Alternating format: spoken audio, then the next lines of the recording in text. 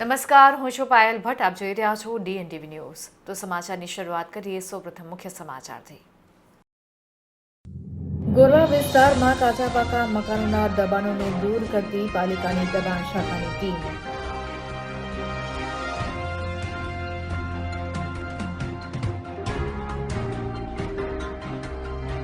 આવાસનું બાંધકામ પૂર્ણ થતા પહેલા જ આવાસ યોજનાના ડ્રોને લઈને લાભાર્થીઓ અસમંજસમાં.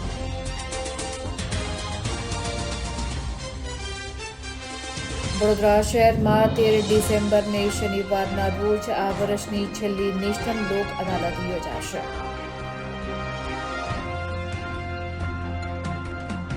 હવે જોઈએ સમાચાર વિગતવાર. વડોદરા શહેરના ગોરવા વિસ્તારમાં આવેલા દશામાના મંદિર સામેના કાચા પાકા દબાણોને મહાનગરપાલિકાની દબાણ શાખાની ટીમ દ્વારા દબાણો દૂર કરવામાં આવ્યા હતા. દબાણ શાખાની ટીમ ગોરવા દશામા મંદિરની સામે ભાતુજી મહારાજનું મંદિર જે વર્ષો જૂનું હતું તેનું પણ આજે દબાણ દૂર કરવાની કામગીરી હાથ ધરવામાં આવી હતી. કોઠિયા તળાવ પર મકાનોની સાથે ખોડિયાર માતા અને ભાતીજી મહારાજના મંદિરને પણ તોડી પાડવામાં આવતા સ્થાનિકોમાં રોષ વ્યાપ્યો હતો. બીજી તરફ આમ આદમી પાર્ટીના પ્રદેશ પ્રમુખ વિરેન્દ્ર રામીએ ભારતીય જનતા પાર્ટીના ધારાસભ્ય કેયુર રોકડિયા અને વડોદરા મહાનગરપાલિકાની વિરોધમાં આક્ષેપો કર્યા હતા કે જે વર્ષો જૂનું મંદિર હતું ભાતીજી મહારાજનું તેને તોડવામાં પણ માનવતા દાખવી નથી. જ્યારે ભારતીય જનતા પાર્ટીના નેતા હિન્દુઓને લઈને બહુ મોટી મોટી વાતો કરે છે ત્યારે તેમને ભગવાનનું મંદિર પણ નડ્યું અને તોડી નાખવામાં આવ્યું. તે કેટલું યોગ્ય છે અને આ રીતે પોતાનો બળાપો ઠાલવ્યો હતો.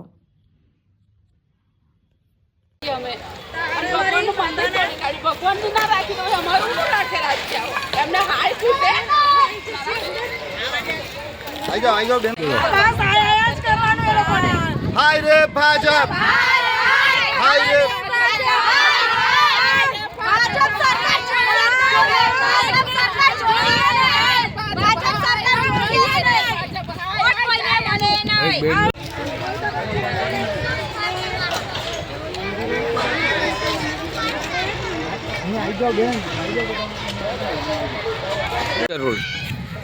ગુજરાત હાઉસિંગ બોર્ડ અને વડોદરા મહાનગરપાલિકાની સંયુક્ત ટીમ દ્વારા આજે દબાણ હટાવવાની કામગીરી શરૂઆત કરવામાં આવી હતી.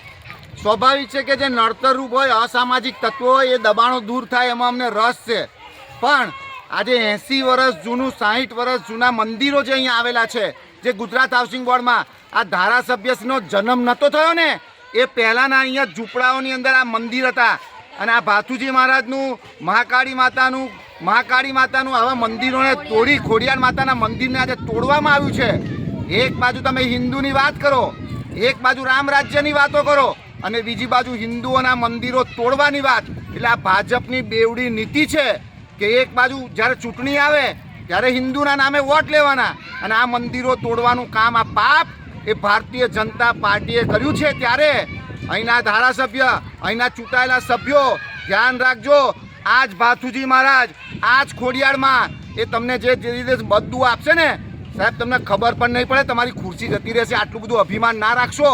તમને જે અભિમાન છે ને અત્યારે કે જનતા અમારું કશું નહીં બગાડી શકે, પણ જે દિવસ જનતા ઊભી થઈ ગઈ ને તો નેપાળવાળી ને વિસાવદરવાળી થશે. ધ્યાન રાખજો. અહીંયા અમારા બાપ દાદા 80 વર્ષથી રહેતા હતા. આ મંદિર ભાતી દાદાનું, ખોડિયાર માતાનું મંદિર એ લોકોએ કેમ તોડ્યું? અમારા બધા ડોક્યુમેન્ટ અહીંના છે. અમારા ખેડૂતો ચૂંટણી કાર્ડ બધું અહીંનું છે. અમે 80 વર્ષથી રહીએ અહીંયા આગળ. અમે વોટ કરવા અમે પૂરણ કરીને રહેતા હતા અહીંયા આગળ. એવું વર્ષ પહેલા અમે કેટલું પૂરણ કરીને રહ્યા. 4 મહિના અમારે ગરમ પાણી પી જાય. અમે દર વર્ષે વોટ અહીંયા લે અમારા અને આ તોડી પાડી ભગવાન દેવસ્થાન કઈ રે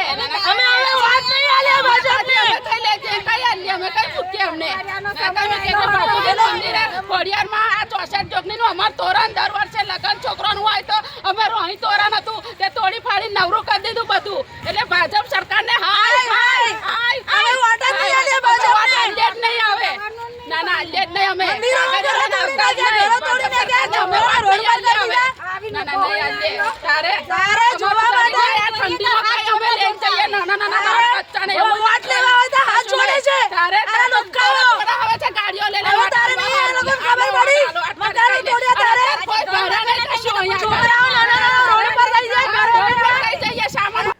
વર્ષ 2022માં આવાસ યોજનાના ફોર્મ ભરવામાં આવ્યા હતા, ત્યારે બાંધકામ સંપૂર્ણ રીતે હજુ પૂર્ણ થયું નથી. એ પહેલાં જ ડ્રો કરીને લાભાર્થીઓને આવાસ ફાળવી દેવામાં આવતા લાભાર્થીઓ મૂંઝવણમાં મુકાયા છે. લાભાર્થીઓ ચાવી મળી જશે તેવી આશાથી સાઇટ ઉપર પહોંચતા જ્યાં સાઇટ પર હજી પણ કામગીરી ચાલુ જોઈ ચિંતામાં મુકાઈ ગયા હતા. છેલ્લા 3 વર્ષથી ભાડાના મકાનમાં રહી હવે વહેલી તકે તેઓના ઘરનું ઘર મળે તેવી આશાઓ પણ વ્યક્ત કરી હતી. ભાડાના મકાનમાંથી હવે મુક્તિ મળશે એવી આશાએ લાભાર્થીઓ સાઇટ ઉપર પહોંચ્યા હતા, પરંતુ લોકોની આશાઓ પર પાણી ફેરવી રહ્યા હોવાના આક્ષેપો સાથે કોંગ્રેસ આગેવાનોએ સૂત્રોચ્ચાર કર્યા હતા અને લોકોની લાગણી સાથે રમત રમતા હોવાનો કોંગ્રેસ દ્વારા આક્ષેપ કરવામાં આવ્યા હતા.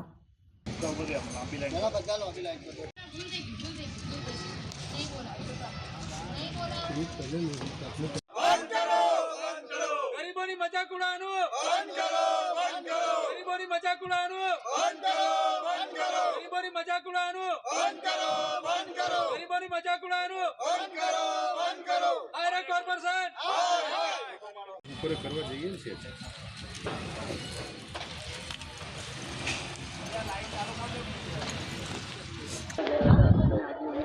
ભ્રષ્ટ ભાજપના શાસકોના રાજમાં જે કોર્પોરેશનનું તંત્ર અનગઢ વહીવટના કારણે ખાડે ગયું છે, એ લોકો તો આ વડોદરા શહેરની તમામ પ્રજાની મજાક ઉડાવી રહ્યા છે. પણ આજે જે ગરીબોએ પોતાના મહેનતના રૂપિયાથી પોતાના ઘરનું સપનું જોયું હતું, સપનાનું મકાન બનશે એવું વિચાર્યું હતું, અને જે માતાઓ બહેનો ઘરકામ કરતા હોય, રોજબરોજની છૂટક મજૂરી કરીને આજે એક એક રૂપિયો એક એક પૈસો ભેગો કરીને એમને પૈસા ભેગા કર્યા અને 20,000 રૂપિયા 2022માં ભરેલા.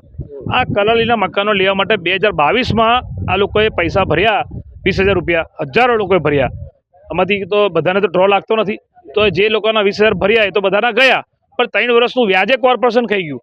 અને આજે 3 વર્ષ પછી જ્યારે એ લોકો ડ્રો કરે છે, એમાં ડ્રોમાં પણ કેવા નાટક કર્યા કે ભાઈ પહેલાં સર સયાજીરાવ નગરગૃહ બોલાયા, ત્યાં ભાજપના મેયર, ધારાસભ્ય, સાંસદો પાસે ટાઈમ નહોતો, એટલે બીજા દિવસે દીનદયાળ ઉપાધ્યાય બોલાયા, કારણ કે મેયરને નેતાઓના ફોટો સેશન કરાવો હતો, એટલા માટે બિચારા છે પશ્ચિમ વિસ્તારના લોકોને પૂર્વ વિસ્તારમાં બોલાયા અને ડ્રો કર્યો. તો એ કેવો કે આ કલાલીના 1900 મકાનો હજુ તો બન્યા નથી અને આનો ડ્રો થઈ ગયો.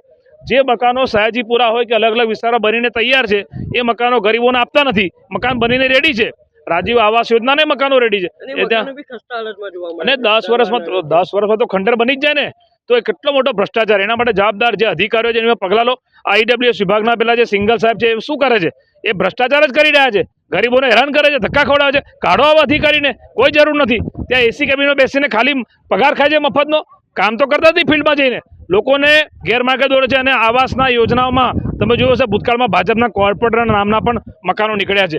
એ જે અધિકારી સિંગલ છે એને તેથી તાત્કાલિક કાઢવો જોઈએ એવી માંગણી પણ કરીશું અને મ્યુનિસિપલ કમિશનરને લેખિત ફરિયાદ પણ આપીશું, કારણ કે આ લોકો ગરીબોની મજાક ઉડાવી રહ્યા છે. અહીંયા અમે એટલા માટે આવ્યા છે કે આપના માધ્યમથી અમે બતાવવા માંગીએ છીએ વડોદરાની જનતાને કે ડ્રો થઈ ગયો પણ મકાન જ નથી બન્યા. તમે જુઓ, હજુ તો પેલું વચ્ચેનું તો ટાવરનો પાયો નથી નખાયો, અને આ જે ટાવર ઊભા થયા છે, આ વડોદરાના મેયર ગપ્પા મારે, સાંસદ, ધારાસભ્યો ગપ્પા મારે છે. 6 મહિનામાં મકાન કેવી રીતે બનશે ભાઈ? આટલા વર્ષોથી તમે મકાન નથી આપ્યા અને તમે ખાલી ગપ્પા મારવાના. એટલે તમારે આ જ કામ કરવાનું છે, લોકોને લોલીપોપ આપવાની, ગપ્પા મારવાના. અરે બંધ કરો તમે.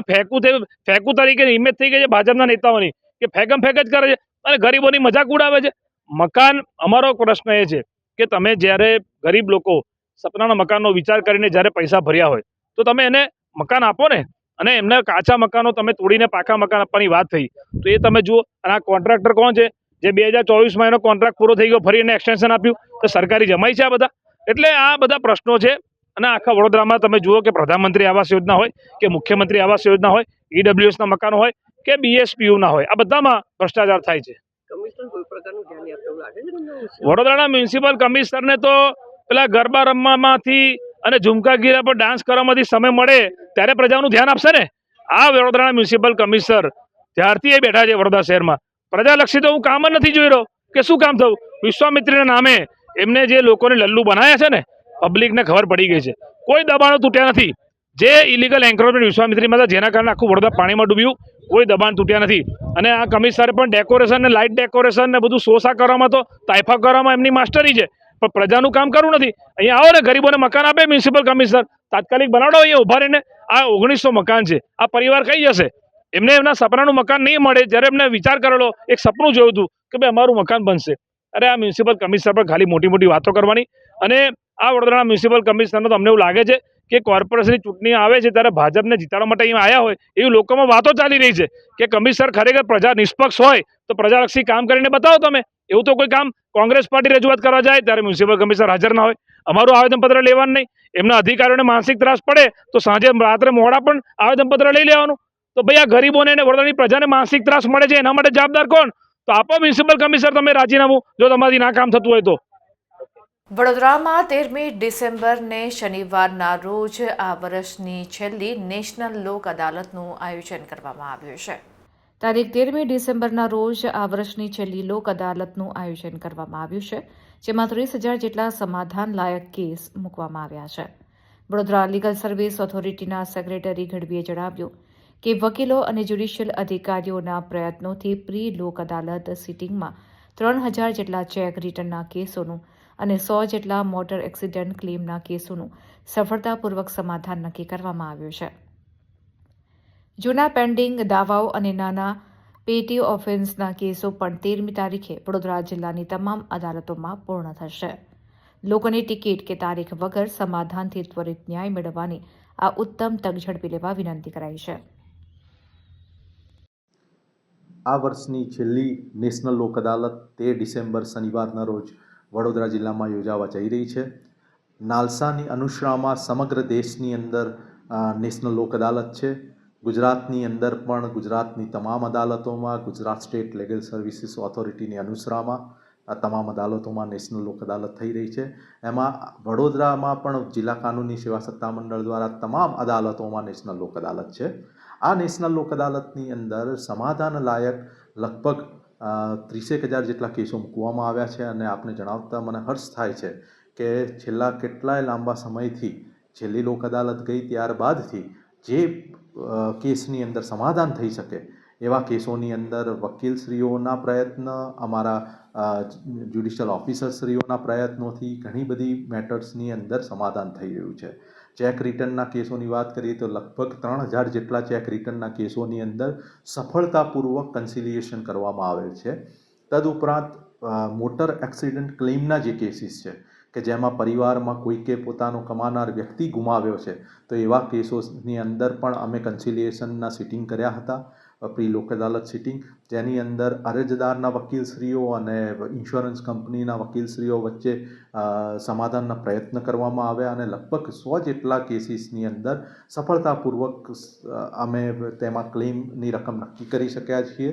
એટલે આમ કહેવા જઈએ કે આ નેગોશિયેબલ ઇન્સ્ટ્રુમેન્ટ એક્ટના કેસો તથા જૂના દાવાઓ કે જેની અંદર વર્ષોથી જે કેસો પેન્ડિંગ હતા એવા દાવાઓની અંદર પણ લોક અદાલતમાં પ્રી લોક અદાલત સિટિંગ દ્વારા એવા કેસો પણ પૂર્ણ થવા જઈ રહ્યા છે.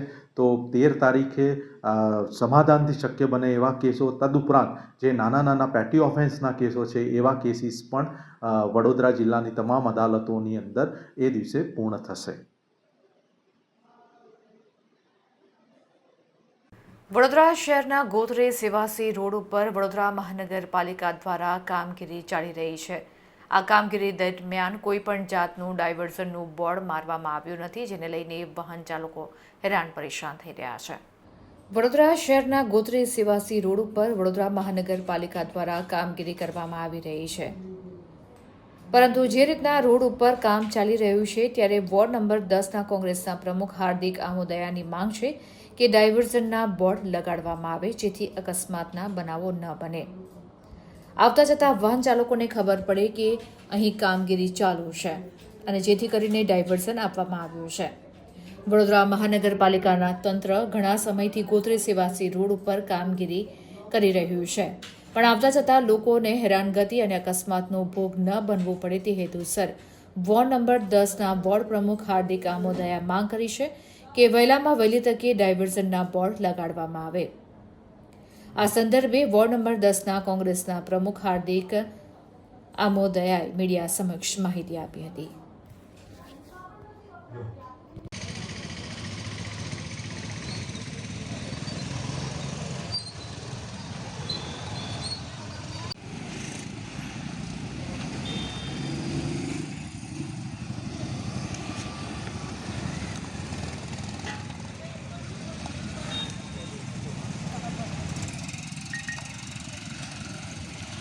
પહેલું તો વડોદરા મહાનગરપાલિકા જે બહુ સમય પછી જાગ્યું છે કે લોકોના કમર ખસી ગયા, મણકા ખસી ગયા, એવા રોડ આપ્યા હતા, જાગ્યું છે, સારી બાબત છે.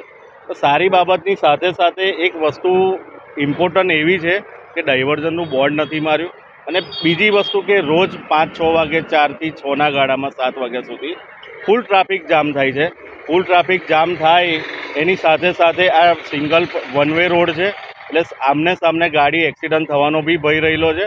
બીજી વસ્તુ કે જે વડોદરા મહાનગરપાલિકાના જે અધિકારીઓ છે, એન્જિનિયર છે કે વોર્ડ ઓફિસર છે, એ આ જગ્યા પર બી નથી કે એની ચકાસણી બી નહીં થઈ રહી. એનું કારણ એ છે કે ટ્રાફિકનો સંકલન હોવો જોઈએ. અકસ્માત થશે ત્યાર પછી આ લોકો જાગશે એ પ્રશ્નચિહ્ન રહેલો છે. કારણ કે આ શું છે, અકસ્માત થાય એની રાહ જોવાઈ રહ્યો છે, ત્યાર પછી ટ્રાફિક સિગ્નલ પોઈન્ટ મૂકે, કોઈ ડાયવર્ઝન પોઈન્ટ એવો નહીં મૂક્યો કે કોઈ બેરિકેટિંગ મૂકવામાં નહીં આવ્યા. એટલે આ ગંભીર પ્રશ્ન છે. જો અકસ્માત થયા પછી લોકો જાગે તો આ કોર્પોરેશનને હું એવું કહેવા માગું છું કે તમે રાહ જોઈ રહ્યા છો કે અકસ્માત થાય અને કોઈનું અકસ્માત થાય. સાથે ટ્રાફિક નાકા પર પણ અનેક સવાલો ઊભા થાય છે કે ટ્રાફિક નાકાના ટ્રાફિક બાગડે મૂકવા જરૂરી છે ખરા? સંપૂર્ણ જરૂરી છે, કારણ કે આ જે ડિસ્ટન્સ છે એ લાંબુ છે, તો આમને સામને ગાડીઓ એક્સિડન્ટ થાય અને તમે જોઈ રહ્યા છો કે આ જે ગાડીઓ છે એ ફૂલ સ્પીડે જઈ રહી છે, આમને સામને અથડાય તો એનો જવાબદાર અધિકારીઓ જ હોય. કારણ કે પ્રી પ્લાનિંગ હોવું જોઈએ કે ભાઈ આ રોડ પર કામ ચાલુ થવાનું છે, તો ટ્રાફિક શાખા જો સંકલન કરીને એની યોગ્ય વ્યવસ્થા કરવી જોઈએ. આ વિષયને લઈને શું કહેશું? જે રીતના કોઈ અકસ્માતનો ભોગ બને એટલે કોઈ મરી જાય, એનો જવાબદાર વ્યક્તિ કોણ છે? જવાબદાર વ્યક્તિ એક જ વ્યક્તિ હોય કે વોર્ડ ઓફિસર હોય, એમને જે ફિલ્ડમાં ફરવું જોઈએ અને આ જગ્યા પર ઊભું રહેવું જોઈએ. જે તે એન્જિનિયર છે, જે તે કોન્ટ્રાક્ટર છે, એને વૈકલ્પિક રસ્તો કરવો જોઈએ. જો અકસ્માતનો ભોગ બને તો આ જે વોર્ડ ઓફિસર છે, અધિકારી છે, એન્જિનિયર છે અને કોન્ટ્રાક્ટર સંપૂર્ણ જવાબદાર એ જ હોય. ગુજરાત પ્રદેશ અમિત ચાવડાની જન આક્રોશ રેલી અંતર્ગત વડોદરાના સર્કિટ હાઉસ ખાતે એક પત્રકાર પરિષદનું આયોજન કરવામાં આવ્યું હતું. જન આક્રોશ યાત્રા છાણીથી વડોદરા શહેરમાં પ્રવેશ કરશે, જે વોર્ડ નંબર 1થી જન આક્રોશ યાત્રાની શરૂઆત કરવામાં આવશે અને વડોદરા શહેરના 19 વોર્ડમાં ફરશે. દરેક જગ્યાએ અલગ અલગ વોર્ડમાં લોકો આ જન આક્રોશ રેલીમાં જોડાશે, અલગ અલગ પ્રશ્નોના મુદ્દાઓ સાંભળશે અને સાથે જ આ જન આક્રોશ રેલીનું સ્વાગત પણ કરવામાં આવશે. સાથે જ નાની નાની મીટિંગો પણ કરવામાં આવશે. વડોદરા શહેરમાં ફરીને મોડી સાંજે અટલાદરા થઈને વડોદરા જિલ્લામાં જન આક્રોશ રેલી જિલ્લામાં પ્રવેશ કરશે. આ મહત્વની બેઠકમાં ગુજરાત પ્રદેશના પ્રભારી એવા પંકજભાઈ પટેલ, સંદીપ માંગરોલિયા, દીરો બક્ષી, ડોક્ટર ઇરફાન રાઠોડ, વડોદરા શહેરના કાઉન્સિલરો તેમજ વોર્ડ પ્રમુખ, NSUI વિદ્યાર્થી નેતાઓ અને કાર્યકર્તાઓ આ મહત્વની બેઠકમાં હાજરી આપશે. રહી છે એમનાથી, પણ એના માટે આપણે આપણી લડતને જારી રાખવી પડશે. સાથીઓ હોય, બરોડા હોય, સુરત હોય, રાજકોટ હોય, ભાવનગર હોય, જામનગર હોય, જુનાગઢ હોય, જેટલા અર્બન સિટી આપણી પાસે પણ ક્યાંક ને ક્યાંક હેરાન થયા છે. હવે સમાન જમાનો આવી ગયો છે, હવે સમય પાકી ગયો છે. આવનાર સમયમાં સમગ્ર વિશ્વનું વિદ્યા પ્રત્યેની કોઈ ભાવના હોય, સ્વાભાવિક છે. પરિવાર છે, જ્યારે પરિવાર મોટો હોય છે તો એની અંદર મનદુખ, આપણા ઘરમાં પણ જ્યારે 6 જણનો 5 જણનો પરિવાર. જન આક્રોશ યાત્રા મધ્ય ગુજરાતમાં શરૂ થવા જઈ રહી છે. સૌરાષ્ટ્ર અને ઉત્તર ગુજરાતમાં ખૂબ જ મોટી સફળતા બાદ આ યાત્રા પ્રદેશ પ્રમુખ અમિત ચાવડા સાહેબ, વિધાનસભા વિરોધ પક્ષના નેતા તુષારભાઈ ચૌધરી, અમારા ગુજરાતના પ્રભારી રાજ્યસભાના સાંસદ એવા મુકુલ વાસનિકજી, અમારા મધ્ય ગુજરાતના ઇન્ચાર્જ રામકિશનજી અને આ બધા નેતૃત્વના આગેવાનીમાં મધ્ય ગુજરાતમાં આવનારી 20 તારીખથી આ યાત્રા શરૂ થવા જઈ રહી છે. એમાં પણ આ મધ્ય ગુજરાતની અંદર જ્યારે યાત્રાની શરૂઆત થશે ત્યારે એ યાત્રા અલગ અલગ શહેર જિલ્લામાં થઈને લગભગ 25 તારીખની આસપાસ વડોદરા શહેરમાં આવશે, જ્યાં આ જન આક્રોશ યાત્રાનો મુખ્ય હેતુ એ જે લોકોનો આક્રોશ છે, આજે પ્રજામાં જે આક્રોશ છે એ આક્રોશ માટેની આ યાત્રા છે કે આજે લોકો હેરાન છે, પરેશાન છે, ભાજપના નેતાઓ સત્તાના નશામાં મસ્ત છે અને પ્રજા ત્રસ્ત છે. વડોદરા શહેરની વાત કરીએ તો પાયાની સુવિધા, 2 ટાઈમ પીવાનું ચોખ્ખું પાણી ના મળે, સારા રોડ રસ્તા ના મળે અને દરેક જગ્યાએ ભારતીય જનતા પાર્ટીના નેતાઓએ માત્ર ભ્રષ્ટાચાર કર્યો છે. ત્યારે આ તમામ મુદ્દાઓને લઈને ફાયર બ્રિગેડના સંસાધનો હોય કે સ્મશાનમાં જે ભ્રષ્ટાચાર કર્યો છે, કે જે વડોદરામાં પૂર આવ્યું અને વિશ્વામિત્રીમાં જે ભ્રષ્ટાચાર, આ બધા મુદ્દાઓને આવનાર દિવસમાં ઉજાગર કરીશું. વડોદરા શહેરમાં આ યાત્રા જે છે એ છાણીથી એન્ટર થશે વડોદરા છાણીથી વોર્ડ નંબર 1થી આ યાત્રાની શરૂઆત થશે, જે યાત્રા વડોદરા શહેરના 1919 વોર્ડમાં ફરીને દરેક જગ્યાએ અલગ અલગ વોર્ડ વાઇઝ બધા લોકો જોડાશે, એમના પ્રશ્નો રજૂ કરશે, અમારા પ્રદેશનું નેતૃત્વ એમના પ્રશ્નો સાંભળશે, અલગ અલગ જગ્યાએ નાની મિટિંગો પણ થશે, યાત્રાનું સ્વાગત થશે અને આખા વડોદરાના તમામ 19 વોર્ડમાં થઈને અંતે યાત્રા આખો એક દિવસ વડોદરામાં ફરીને મોડી સાંજે અટલાદરા થઈને વડોદરા જિલ્લામાં આ યાત્રા પ્રવેશશે.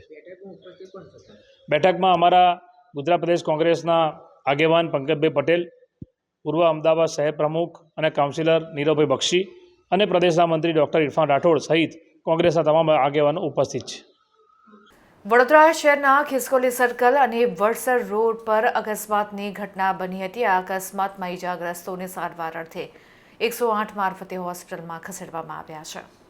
વડોદરા શહેરના ખિસકોલી સર્કલ અને વડસર રોડ પર 2 બાઇક અને 1 એક્ટિવા વચ્ચે અકસ્માત સર્જાયો હતો, જેને લીધે લોકટોળા એકત્રિત થઈ ગયા હતા અને ટ્રાફિક જામના દ્રશ્યો સર્જાયા હતા. જોકે અકસ્માતમાં ઈજા પામેલ વ્યક્તિઓને 108 દ્વારા સારવાર અર્થે હોસ્પિટલમાં ખસેડવામાં આવ્યા હતા. અકસ્માતના બનાવો સંદર્ભે વોર્ડ નંબર 12 કોંગ્રેસના પ્રમુખે રોડ ઉપર સ્પીડ બ્રેકર બનાવવાની માંગ કરી હતી.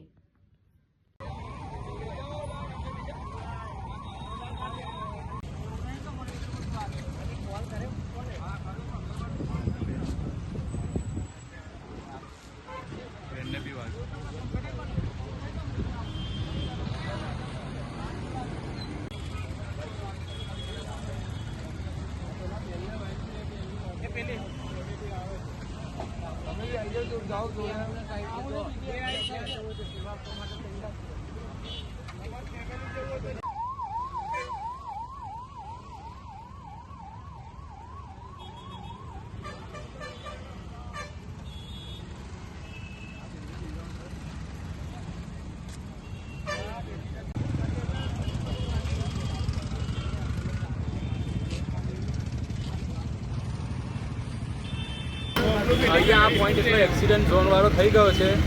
ખબર છે, કોર્પોરેશનની કામગીરીના લીધે અહીંયા રોજ એક્સિડન્ટ થાય, રોજ જ એક્સિડન્ટ થવા લાગ્યા. એના કારણે આજે એક ભાઈનું માથું ફૂટી ગયું અને એના કારણે અહીંયા બંને બાજુ કોર્પોરેશને બમ્પર લગાવી દે છે, નાના બમ્પર લગાવી દો તો જે ફાસ્ટ ગાડીઓ આવે છે સ્લો ચાલે, એક્સિડન્ટ ના થાય.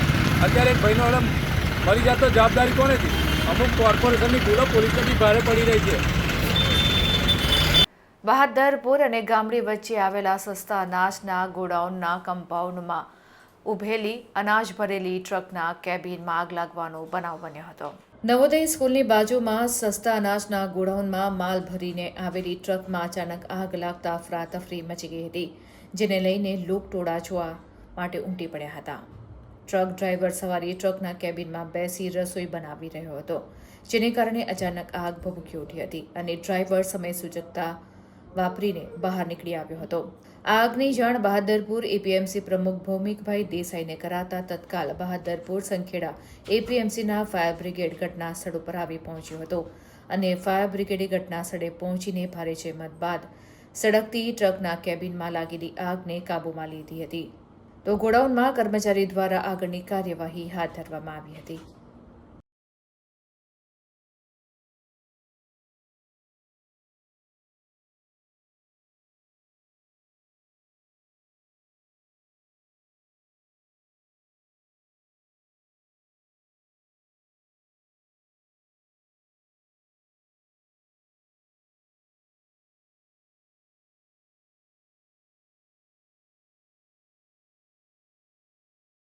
નસવાડી તાલુકાની 197 જેટલી આશા વર્કર બહેનોને ડિજિટલ ડાયગ્નોસ્ટિક હેલ્થ કિટનું વિતરણ કરવામાં આવ્યું છે.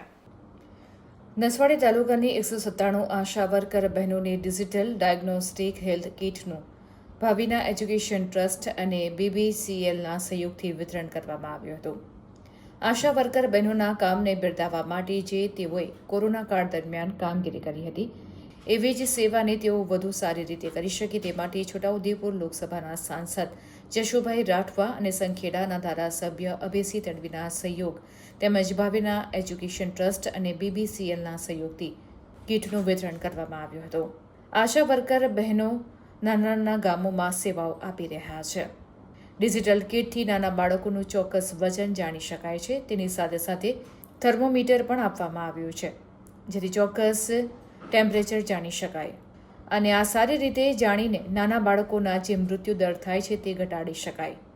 તો ગર્ભવતી મહિલાઓ છે તેઓનું દર 15 દિવસે વજન કરવા માટે પણ કામમાં લાગશે. તેઓના આરોગ્ય ચકાસણી માટે પણ આ કીટ ખૂબ જ મહત્વપૂર્ણ છે. નસવાડી ખાતે અમીના ફાર્મ ખાતે ભાવિના ચેરિટેબલ ટ્રસ્ટ તરફથી આશા વર્કરોને એક ડિજિટલ કીટ, જે ખૂબ જ અગત્યની કીટો કહેવાય, એ પ્રમાણે ભારત પેટ્રોલિયમના સહકારથી આ ટ્રસ્ટે 197 આશા વર્કરોને અમારા હાથે કીટો આપવામાં આવી અને આ કીટોનો ખૂબ જ ડિજિટલ ઉપયોગ થાય એવું આશા વર્કરોને THO બધાએ પણ રજૂઆત કરી હતી. ડભોઈ તાલુકાના થુવાવી ગ્રામ પંચાયતના અંબાવમાં સ્મશાનની ગંભીર ગેરરીતિ પ્રકાશમાં આવી છે. ડભોઈ તાલુકાના થુવાવી ગ્રામ પંચાયતમાં ગત ગ્રામ પંચાયતની ચૂંટણી હોવા છતાંય ગ્રામ પંચાયતમાંથી નાણાં ઉઠાવી લેવાયા છે. ચૂંટણીની આચારસંહિતાના લીરે લીરા ઉઠ્યા છે. ડભોઈ તાલુકા વિકાસ અધિકારી તાલુકાના વિકાસ કામોના ભ્રષ્ટાચારોમાં રોજે રોજ ડભોઈ તાલુકાના અંબાવ ગામમાં નવા ભ્રષ્ટાચાર બહાર આવી રહ્યા છે. ડભોઈ તાલુકાના કેટલાય ગામોમાં વિકાસના કામોમાં ગંભીર ગેરરીતિ હોવાનું જાણવા મળ્યું છે. ડભોઈ તાલુકામાં અંબાવ ગામમાં પણ ભ્રષ્ટાચારની બોલબાલા બાદ થુવાવી ગ્રામ પંચાયતમાં ભ્રષ્ટાચારની બોલબાલા થતાં તાલુકાનું રાજકારણ ગરમાયું છે. ડભોઈ તાલુકાના થુવાવી ગ્રામ પંચાયતના સ્મશાનની જાહેર માહિતી અધિકારની અરજી ભાવેશ પટેલ દ્વારા કરવામાં આવી હતી, જેમાં તાલુકા વિકાસ અધિકારી દ્વારા અરજદારને જણાવ્યું કે તમે મને કહ્યું હોત તો સ્મશાનના 3 લાખના બિલ પર સહી ન કરતા. ત્યારે પ્રશ્ન એ છે કે તાલુકા વિકાસ AC ચેમ્બરમાં બેસી વહીવટ કરતા હોવાનું સ્પષ્ટ દેખાય છે. ડભોઈના વિકાસમાં સરકારમાં રજૂઆતો કરી તાલુકા વિકાસ માટે મબલક ગ્રાન્ટ લાવતા હોય છે, પણ ડભોઈ તાલુકાના કોન્ટ્રાક્ટરો તાલુકા પંચાયતને બાનમાં લીધું હોય તેમ હાલ લાગી રહ્યું છે.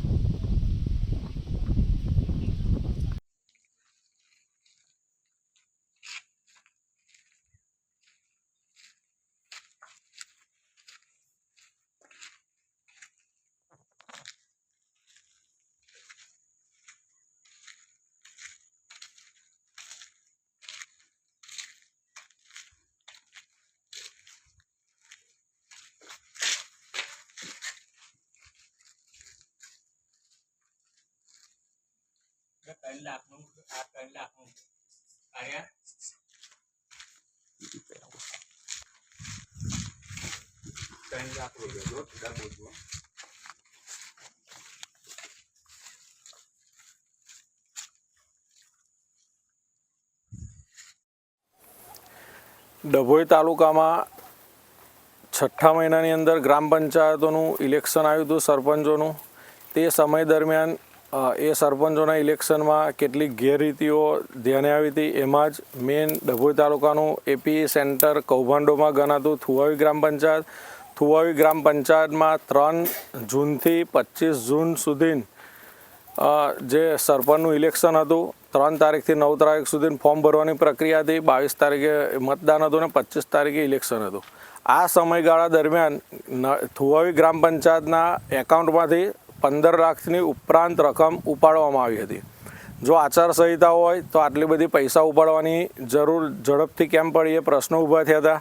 ત્યાર પછી એ ઇલેક્શન પત્યા પછી મારા દ્વારા તાલુકા પંચાયતમાં તાલુકા વિકાસ અધિકારીને RTI દ્વારા આ કામોના કાગળો માગવામાં આવ્યા હતા. 7/7/2025ના રોજ મેં RTI કરી હતી. એ આરટીઆઈનો કોઈ જવાબ મને ન મળતા 30 દિવસ પછી મેં જિલ્લામાં એની અપીલ કરી હતી. જિલ્લામાંથી અપીલમાંથી ગ્રામ પંચાયતને તલાટીને લગતો વિષય હોય, ટીડીઓને સૂચના આપવામાં આવી કે અપીલ તમારે ચલાવવાની. એ અપીલ ચલાવતા આજે એ અપીલની તારીખ હોય, તલાટી અને મને બેઉને હાજર રાખ્યા હતા તાલુકા વિકાસ અધિકારીએ. એની અંદર સ્પષ્ટ રીતે ભ્રષ્ટાચાર દેખાઈ આવ્યો. ટીડીઓને મેં એક અંબાઉ ગામનું જે સ્મશાન અને સ્મશાનની બાજુમાં બનાવેલ નાડું જે 3-3 લાખ રૂપિયા બેઉની કિંમત છે, એ જૂન મહિનામાં નાળાની કિંમત ઉપાડવામાં આવી છે. અત્યારે આપ જોઈ શકો છો નાળામાં ખાલી 3 પાઇપ નાખેલી છે. આ નાડું મેક્સિમમ 1.5 કે 2 લાખ રૂપિયામાં જ બનતું હોય, એવું કોઈ ધારાધોરણવાળું 3 લાખનું એસ્ટિમેટ નથી કે 3 પાઇપનું આ નાડું બની શકે.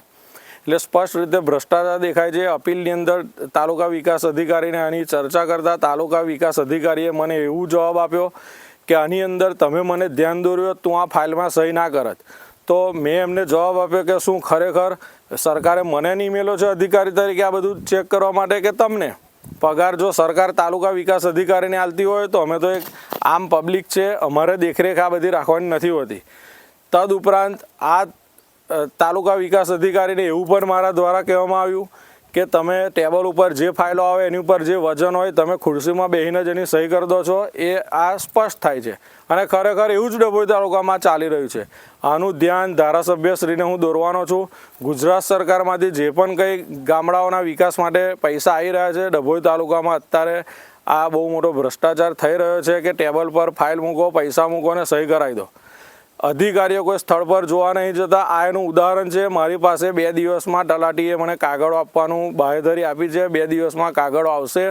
ફરી હું મીડિયા સમક્ષ એ કાગળો આપીશ અને આનાથી વધારે હજુ બીજો કયો ભ્રષ્ટાચાર છે જ એ હું તમામ એનો જાહેર કરીશ. અને આમાં મારી પાસે પૂરતા કાગળો આવ્યા પછી જિલ્લામાં અને ગાંધીનગર લેવલે હું આની તપાસની માંગ કરવાનો છું.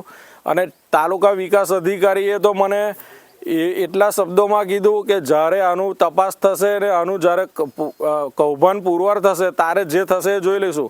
તો શું આવા તાલુકા વિકાસ અધિકારીને આટલો બધો કોનો એમને બેકગ્રાઉન્ડ છે, એ કોના પ્રતાપે આવું બોલી રહ્યા છે? શું અધિકારીઓને કોઈ ધાક જ નથી રહી? સરકારના પૈસા આવે મન ફાવે એવી રીતે ઉપાડી લેવાના, મન ફાવે એવી રીતે કામો કરાવવાના. તો ખરેખર અધિકારીઓમાં ધાક નથી રહ્યું સાબિત થાય છે. અધિકારી જો આવું મને કહેતા હોય કે જ્યારે ભ્રષ્ટાચાર આવશે ત્યારે જોઈ લઈશું, એમને કોઈ પ્રકારની બીક રહી નથી. અને હજુ 2 દિવસમાં કાગળ આવશે ત્યારે એનું હજુ આગળ આપણે એની માગ કરવાનો છું અને એમાં હજુ વધારે કૌભાંડ આવશે એની હું બાહેધરી આપું છું. અને એ સરકારને હું એક અપીલ કરું છું કે આની ન્યાયિક તપાસ થાય તો ખરેખર કયા અધિકારીઓ કયા કોન્ટ્રાક્ટરોનું કૌભાંડ છે એ ખરેખર બહાર આવી શકે. તો આ હતા અત્યાર સુધીના સમાચાર. વધુ સમાચાર સાથે ફરીથી મળીશું. ત્યાં સુધી અમારી પૂરી ટીમને રજા આપશો. નમસ્કાર.